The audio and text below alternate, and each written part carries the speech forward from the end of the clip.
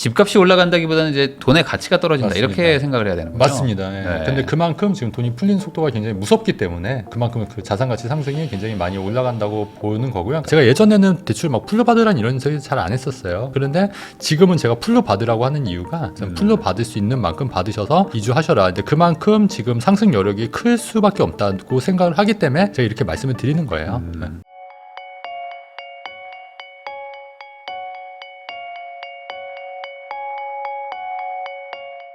미래를 읽다 투자자문의 최진권 대표님하고 이야기 나누고 있는데요. 이제 통화 가치가 이제 하락한다 이 얘기를 네네. 해주셨는데 말씀하신 것처럼 그 네. 대출을 내가 지금 10억을 받았는데 네. 예를 들어 20년 뒤에도 10억이 지금 가치겠느냐. 그렇습니다. 맞습니다. 그러니까 네. 결국에 이제 대출을 오래 끌고 가면은 사실상 이제 그 인플레를 내가 네. 이용하게 되는 맞습니다. 건데 대신에 이제 그거에 따라서 또 이자도 내고 맞습니다. 뭐 이제 뭐 압박감이 있다 보니 네. 버틸 수 있냐 이제 맞습니다. 이거의 네. 문제잖아요. 네. 근데 지금 같이 대출을 막 규제하고 그러면은 현실적으로 돈이 없어서 못 사는데 네네. 여기가 이제 좀 문제가 있는 것 같아요. 그러니까 그쵸? 돈에 네. 맞춰서 네. 대출에 맞춰서 뭐 서울 20억 알아보던 분들이 과연 10억 초반대를 막 갈 것인가?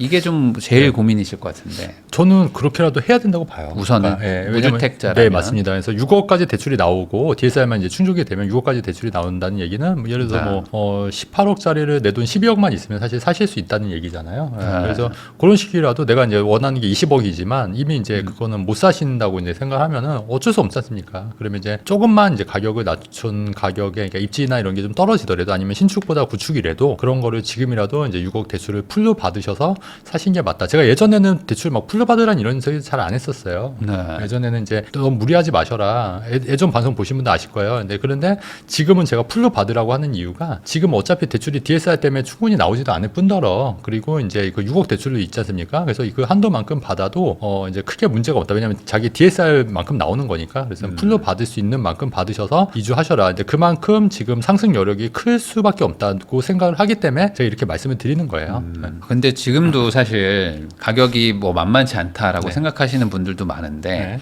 여기서 더 올라간다? 네. 그러면 이게 말이 되나? 이렇게 생각할 수도 있는데 네. 집값이 올라간다기보다는 이제 돈의 가치가 떨어진다 맞습니다. 이렇게 생각을 해야 되는 거죠. 맞습니다. 예. 네. 근데 그만큼 지금 돈이 풀리는 속도가 굉장히 무섭기 때문에 그만큼 그 자산 가치 상승이 굉장히 많이 올라간다고 보는 거고요. 그러니까 이렇게 이해하시면 될 것 같아요. 제가 이제 목동에 옛날에 그 목동 아파트가 네. 분양가가 당시에 3천만 원이었어요. 3천만 원. 예. 근데 지금 그런 게 한 20억, 25억쯤 하지 않습니까? 예. 그런 거 보면은 그러니까 그렇게 따지면 그게 한 100배 정도가 오른 거거든요. 저 어렸을 때이긴 하지만 우리 먹었던 짜장면가도 생각해 보면 뭐 5, 600원밖에 안 했을 때도 있었고 이제 공중전화 이제 잘 모르실 수도 있지만 네. 공중전화 요금이 20원일 때도 있었거든요. 그래서 그런 부분들 생각한다면 네.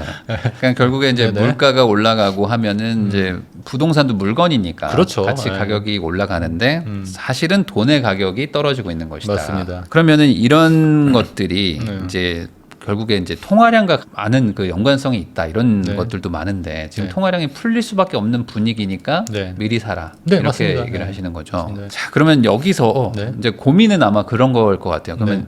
이미 어쨌든 똘똘한 한 채라는 정책 쓴 지가 꽤 됐기 때문에 네네. 그럼에도 불구하고 똘똘한 한 채라고 부르는 그런 거를 어떻게든 무리해서 사야 네네. 된다. 아 그거는 아니다. 그래도 좀 너무 무리하지 말고 그냥 딱 뭐 예를 들어 대출 6억만 해주니까 네네. 6억만 받아서 살아. 어떤 분들은 뭐 부모님한테 빌려서 막 또 막 크게 살려고 하시는 분들도 있잖아요. 그러니까 그거는 이제 여건이 이제 되시는 분들은 또 부모님이 뭐 도와주시겠다고 하시는 분들은 뭐 그렇게 하시는 것도 괜찮은데 근데 그거보다는 이제 자기가 이제 감당할 수 있는 범위 내에서 네. 대출을 받아서 이제 하시는 게 맞을 것 같고요. 그 똘똘한 한 채라는 그 트렌드는 그 기존의 그 규제를 풀지 않는 한 계속 갈 거예요. 왜냐하면 네. 그런 규제로 인해서 지금 똘똘한 채 현상이 발생을 했는데 이거를 지금 뭐 풀 생각이 없지 않습니까? 네, 그렇기 때문에 똘똘한 채는 계속 갈 거기 때문에 그러니까 다주택으로 예전처럼 뭐 10채, 20채 이렇게 늘려놓는 투자법은 이제는 좀 많이 이제 끝났고요. 그보다는 이제 가급적 똘똘한 채 그다음에 지금은 이제 실거주를 해야 되기 때문에 실거주를 기반한 투자 전략도 괜찮을 것 같아요. 그러니까 어떤 분은 뭐 원룸텔에서 살면서 집만 뭐 10채, 20채 있으면 사실 그 인생에 뭐가 의미가 있습니까? 네. 그렇게보다는 내 실거주 나와 가족이 그러니까 집이라는 게 물론 투자 가치로도 문제 있지만은 실거주 목적이도 굉장히 강하지 않습니까? 그렇기 때문에 내가 원하고 내가 좋은 지역에 살겠다. 그래서 실거주 목적으로 입주하시면서 또 좀 기다려보면서 또 투자도 이제 덤으로 얻어 가신다. 이렇게 마인드를 가져가시면은 크게 뭐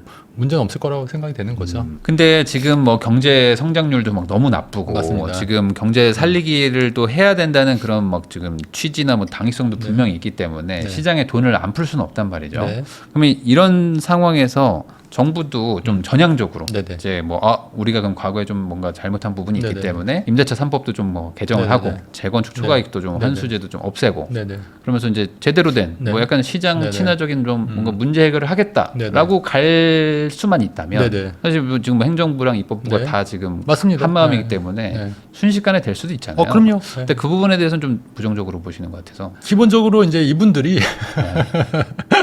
좀 자유보다는 네. 평등을 굉장히 중요시하고 강조하시는 분들이잖아요. 기본적으로 이분들이 그 자유주의보다는 이제 사회주의 사상이 굉장히 강하신 분들이지 않습니까? 이번에 그 법사위원장한 추미애 의원도 그 토지는 이제 토지 공개념을 이제 외치셨던 분이잖아요. 예. 그렇기 때문에 이런 분들이 갑자기 하루아침에 바뀌겠냐는 게 제 개인적인 네. 생각이고, 그래서 요거는 개인적으로 이제 그냥 저희 바람일 뿐이고 그냥 현실적으로는 안 되지 않을까. 근데 얘기했는데 다만 이게 또 나비 효과가 돼서 이제 많은 사람들이 또 목소리를 내면, 사실 요번에 그 상법 개정안도 그 많은 사람들이 민주당 지지자들도 굉장히 많이 목소리를 냈거든요. 네. 그래서 그게 이제 다시 뭐 55로 하겠다고 이렇게 좀 한 발 물러선 모양새인데, 그런 식으로 이게 좀 나비 효과가 돼서 사람들이 많이 좀 인지를 하시고, 특히나 무주택자분들이나 1주택자 혹은 민주당을 전폭적으로 지지하시는 분들도 사실 이게 정책은 또 다른 얘기거든요. 잘못된 정책이라고 하면은 바꿔야죠. 바꿔서 올바르게 가야 되는데 무조건 뭐 민주당만 지지하기 때문에 모든 정책이 다 옳다, 이거는 정말 굉장히 잘못된 생각이라고 보여지는 거예요. 왜냐하면 최근에 지금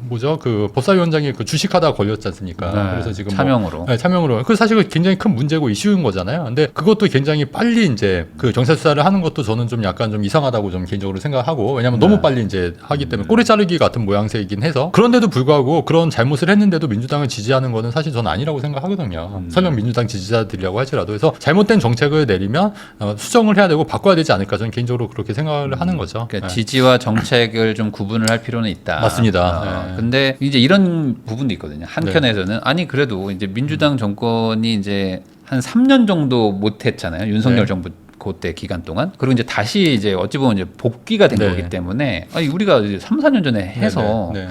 정권을 한번 놓쳤지 않습니까? 맞습니다.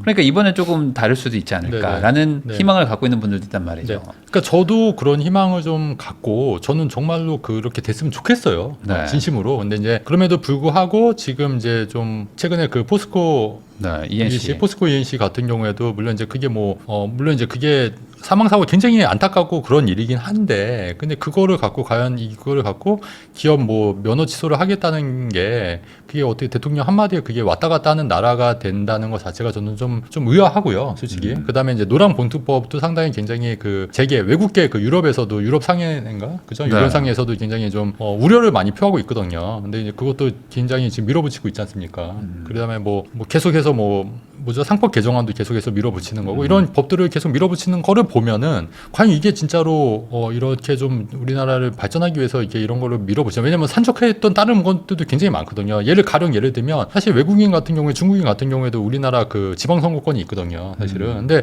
우리나라는 중국에 지방선거권이 없어요. 이제 이런 것 부분도 좀 고쳐야 되고, 최근에 외국인들이 우리나라 그 부동산을 지금 대출 규제 없이 엄청 매수한다는 얘기 들었잖아요. 네. 사실 이런 것부터 좀 먼저 민생부터 챙겨야 되는 게 아닌가. 근데 지금 뭐 양곡법이라든가 상법 개정법이라든가 노란봉투법 같은 거를 지금 이렇게 빠르게 밀어붙이는 게 과연 맞나. 저는 개인적으로 좀 이런 생각들이 들고, 이런 부분이 좀 아쉽다는 거죠.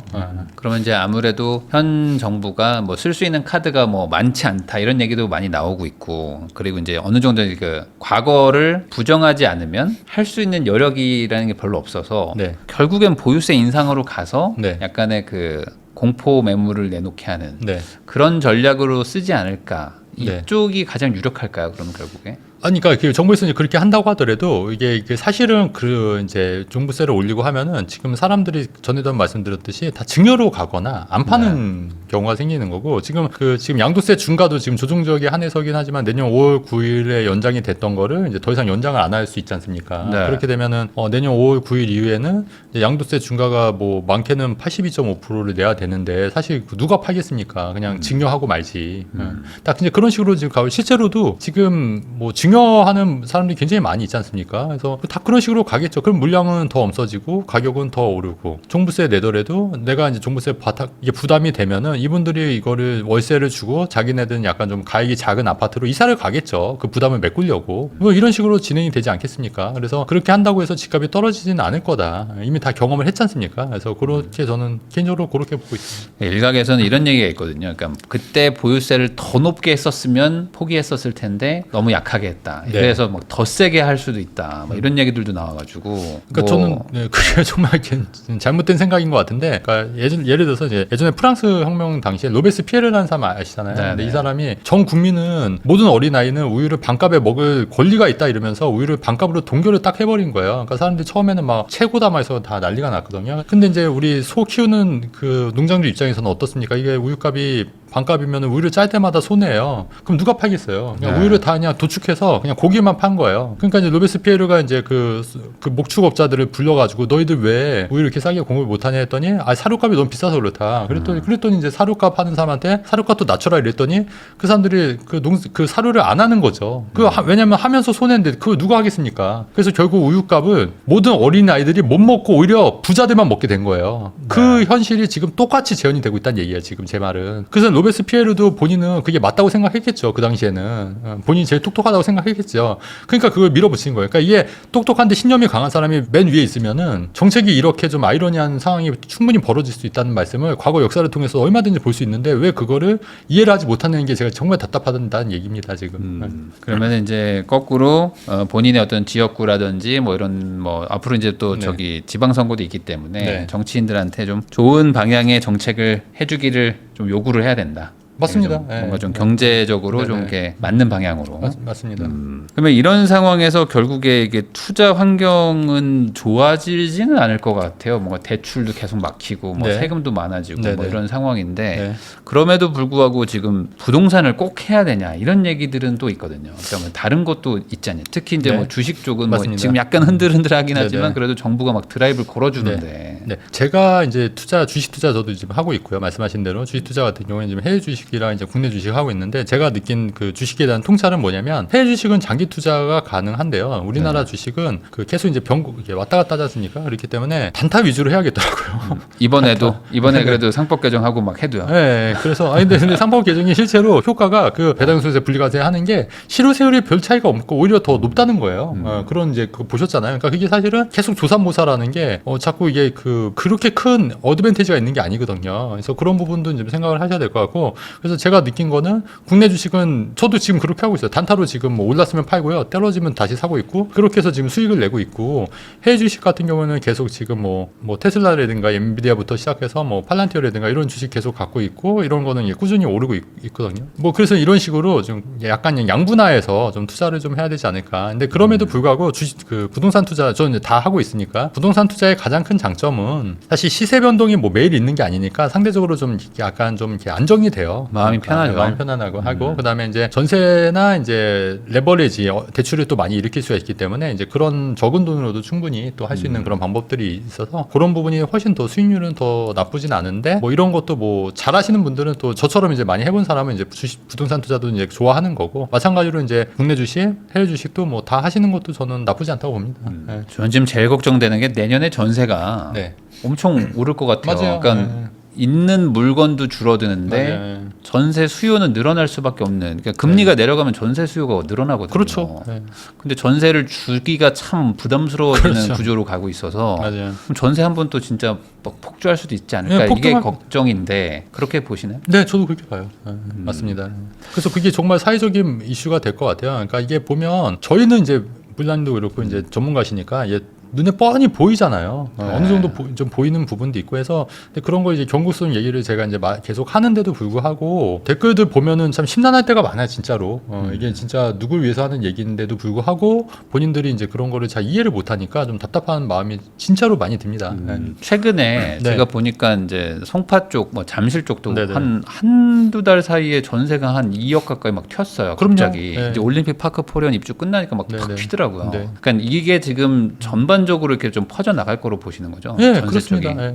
전세 월세 엄청나게 오를 거예요. 네. 근데 전세가 오르면 월세도 같이 또 이렇게 전환율로 해서 같이 올라가잖아요. 그렇죠, 맞습니다. 그래서 원세도 이제 어마어마하게 지금 오르고 그럼 이제 이런 네. 얘기가 있거든요. 네. 그러니까 월세도 네. 뭐 전세도 네. 올려주는 게 한계가 있지 않냐. 그러니까 뭐 네. 조세 정가 좋은데 네, 네, 네. 그것도 뭐 다 할 수 있는 게 아니다. 결국에 이제 내줄 수 있는 사람들의 어떤 한계치가 있다. 이런 네, 네. 얘기도 있거든요. 반전세로 가는 거예요. 반전세로. 그러니까 10억짜리가 이제 안 되면 이제 5억에 뭐 300 뭐 이런 식으로 반전세로 5억에 뭐 250 뭐 이런 식으로 반전세로 가겠죠. 낼 수 있는 그러니까 그게 결국은 월세화가 되는 과정이죠. 뭐 월세화가 네. 되는 과정. 그러니까 보증금이 낮아지는 대신에 본인 이제 다달이 그 다달이 내는 거는 어쨌든 낼 수 있는 거지 않습니까? 안 그러면 더 밀려나야 되니까 네. 더 나쁜 지역으로 밀려나야 되니까 어쩔 수 없이 또 이제 내는 거죠. 울며 겨자 먹기로.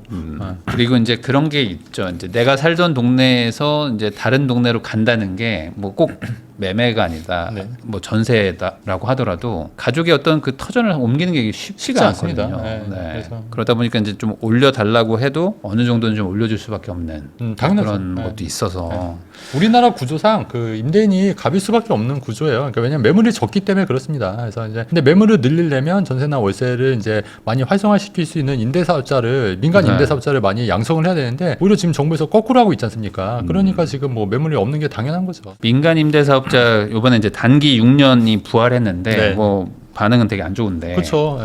아파트가 빠져 있단 말이에요. 그럼요. 아파트를 넣어줄 수도 있을까요? 뭐 혹시라도 이제 좀 약간 이분들이 좀 생각이 좀 바뀌면 뭐 그럴 수도 있는데 지금까지 이렇게 정책을 내는 거 보면은 그건 쉽지 않을 것 같아요. 제가 이거 왜 여쭤보냐면 네. 매매는 어떻게 누를 네네. 수 있거든요. 네. 매매는 뭐 거래를 못하게 하든 할 수 그쵸. 있는데 네. 전세 월세를 어떻게 누르냐. 그렇죠. 네. 이게 이제 바로 튈 수도 있기 네네. 때문에 네. 이거를 좀 전향적으로 그러면은 뭐 내가 세금이나 이런 혜택 줄 테니까 뭐 네. 5%만 올려 네네네. 뭐 이런 식으로 이제 아니면 계약갱신 청구를 네. 뭐 강제로 뭐 6년으로 늘려 이런 네네. 식으로 해서라도 가격을 좀 인위적으로 누르지 않을까. 네네. 이런 쪽으로 갈 네. 예, 그렇게 갈 가능성도 있고 제가 볼 때는 그렇게 인센티브 주는 거는 저는 별로 생각 못 하고요. 오히려 이제 규제 쪽으로 가는데 규제가 이제 아마 그런 거일 것 같아요. 이제 가격 상한선 딱 정해놓고 이 이상 못 올려 이런 식으로. 예. 근데 그게 이제 또 그렇게 되면 또 이제 관리비라든가 이런 걸 좀 업해서 그 임용 계약이 또 늘어날 수도 있고 아예 그냥 비워놓거나 그죠? 아니면 이제 그거 뭐 싼 데는 또 너무 대기해야 될 수도 있는 거고. 그러니까 오히려 네. 이제 전세 물량이 더 없어지는 건데 아마 그렇게 될 가능성이 저는 더 높다고 봅니다. 후자 쪽으로. 그 외국 사례 같은 거 보면은 그렇게 가격을 제한하면은 들어올 때 인테리어를 하고 들어오라고 그렇죠. 하더라고요. 네. 인테리어 비용으로 뭐 그렇죠. 얼마를 쓰면 맞습니다. 너를 받아주겠다. 맞습니다. 뭐 주방을 리모델링 해줘라. 그렇죠. 4천만 원 들여서 네. 뭐 이렇게들 하더라고요. 맞아요. 그런 식으로 갈 거예요 아마. 예. 그러니까 이게 결국에는 핵심은 뭐 공급을 많이 늘리고 뭐 신축을 많이 지어줘라. 이게 이제 본질로 맞습니다. 돌아가는 것 같은데 이게 지금 쉽지 않다고 보시는 거군요. 맞습니다. 이쪽이.